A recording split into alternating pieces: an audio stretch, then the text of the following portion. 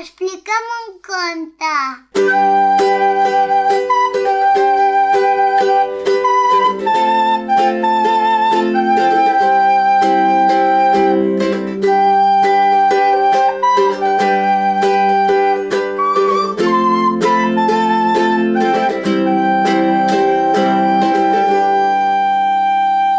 En Martinet tenia ganes de fer pipí la nit de Reis, de Txema Eras i Quico da Silva. Aquell Nadal, en Martinet va escriure una carta als Reis que deia exactament així: Estimats Reis d'Orient, aquest any m'he portat molt bé, així que aquest any us demano una locomotora amb 3 vagons. El primer vagó vull que sigui de color vermell, el segon vull que sigui de color blau i el tercer de color groc. Moltes gràcies al vostre estimadíssim Martinet.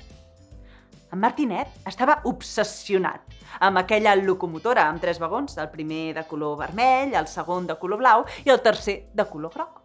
Així que pensava tant en aquell trenet que va tenir una pensada i va agafar un cordó de la sabata del pare, perquè així quan els Reis li portessin la locomotora amb els vagons, li podria lligar una punta en el trenet i el podria passejar per tota la casa.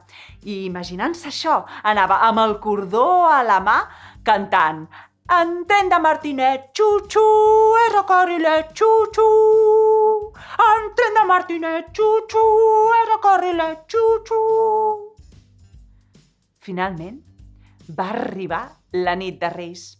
I quan ja era hora d'anar a dormir, en Martinet no volia moure's del menjador. Ai, Martinet, li va dir la mare, és hora d'anar a dormir. No, jo no vull anar a dormir. Jo vull veure els Reis, com em porten la meva locomotora i els 3 vagons. Però que no ho saps, tu, això? Va dir el pare. No saps que els Reis no deixen regals als nens i a les nenes que estan desperts? Han d'estar dormint, vinga! Oh, doncs si és així, me'n vaig ràpidament a dormir. Espera, va dir la mare. Abans hem de fer una cosa. I és que és cert. Abans d'anar a dormir, havien de deixar una mica de menjar i beure als Reis. I van deixar unes quantes nous i 3 gots plens de llet. Ah, i pels camells, 3 galledes plenes d'aigua. I després sí, en Martinet se'n va anar a la seva habitació a dormir. I quan estava allà dins del llit, va començar a pensar. I pensava amb la locomotora i els 3 vagons, el primer de color vermell, el segon de color blau i el tercer de color groc. I pensant en això, es va dormir. I dormint, va somiar. I va somiar que estava amb aquesta locomotora i el cordó i que anava cantant: El tren de Martinet, xu-xu, és a carrilet, xu-xu. Però a mitjanit, en Martinet es va despertar i és que tenia pipi. Però just va obrir els ulls, va sentir una veu diferent, una veu que no havia escoltat mai, una veu que deia així: On li deixem? Aquí, al menjador o a sota el llit? Eren els Reis. Oh, però s'estava a punt de fer pipi a sobre. Ai, estava a punt de fer-se pipi. Què havia de fer? Perquè se'n recordava que el seu pare li havia dit que els nens i les nenes que estaven desperts quan venien els Reis, doncs els Reis que no els hi deixaven res. Però en Martinet no podia més, així que amb molt de compte es va aixecar del llit. De puntetes es va dirigir fins al lavabo. Amb molt de compte va obrir la porta del lavabo i amb més compte encara va obrir la tapa del vàter.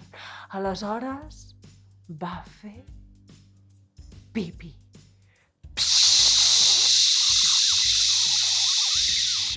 Mare meva, quin soroll! Ai, però aquest soroll no va ser tan fort com el que va sentir al darrere seu. I tu? Tu què hi fas aquí despert? Eren els Reis Mags. En Martinet, sense girar-se, va dir: És que tenia pipi. En aquell moment Va acabar de fer pipi, va tirar la cadena sense girar-se, es va rentar les mans, que això és molt important, i després se'n va anar fins a l'habitació. Es va tapar amb el llençol i va tancar els ulls. I va començar a pensar, i va pensar i pensar plorant que els reis no li deixarien res, com li havia dit el seu pare.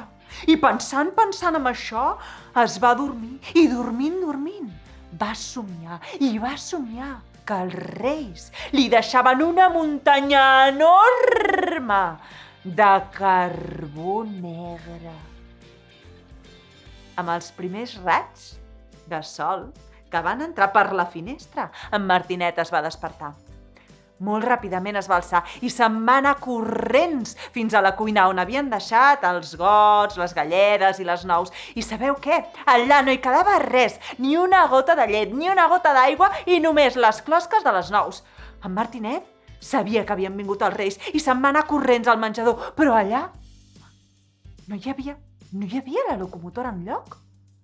Va mirar a dins dels armaris, a sota de la butaca, i darrere dels llibres, a dins de la xemeneia, i no hi era enlloc. Aleshores, en aquell moment que estava a punt de plorar, van recordar-se'n que quan es va despertar havia sentit una veu que deia: «On li deixem, aquí o a sota el llit?» «Oh! Sota del llit!» Se'n va anar corrents fins a l'habitació i va mirar a sota el llit. I quan va mirar allà a sota el llit, hi va veure una cosa negra, molt negra. En Martinet va posar el braç i va agafar aquella cosa negra i la va començar a estirar. I de sota el llit hi va sortir la locomotora amb els 3 vagons. El primer vagó de color vermell, el segon vagó de color blau i el tercer de color groc. Era un orinal gros i fondo. I després, ben content, en Martinet va lligar el cordó en el trenet i va començar a passejar per tota la casa cantant: «En tren de Martinet, xu-xu, és el carrilet, xu-xu». I contat, aquest conte s'ha acabat.